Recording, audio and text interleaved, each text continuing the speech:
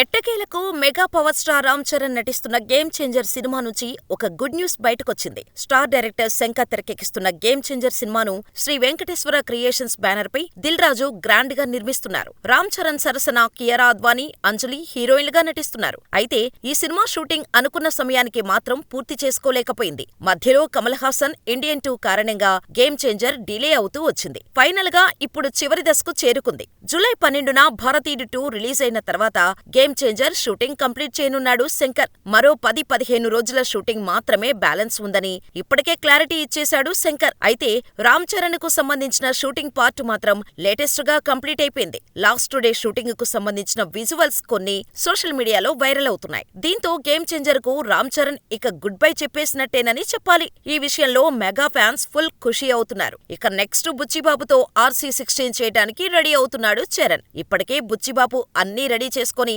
చరణ్ కోసం వెయిట్ చేస్తున్నాడు. అయితే ఓ నెల రోజుల పాటు చరణ్ ఈ సినిమా కోసం ఆస్ట్రేలియాలో స్పెషల్ ట్రైనింగ్ తీసుకోబోతున్నట్టుగా టాక్ ఉంది. ఆ తర్వాతే RC16 షూటింగ్ ఉంటుందని సమాచారం. స్పోర్ట్ విలేజ్ డ్రామాగా రాబోతున్న సినిమా కావటంతో చరణ్ మేకోవర్ కొత్తగా ఉంటుందని అంటున్నారు. ఏదేమైనా గేమ్ చేంజర్ రిలీజ్ ఎప్పుడుంటుందనే విషయంలో మాత్రం క్లారిటీ రావటం లేదు.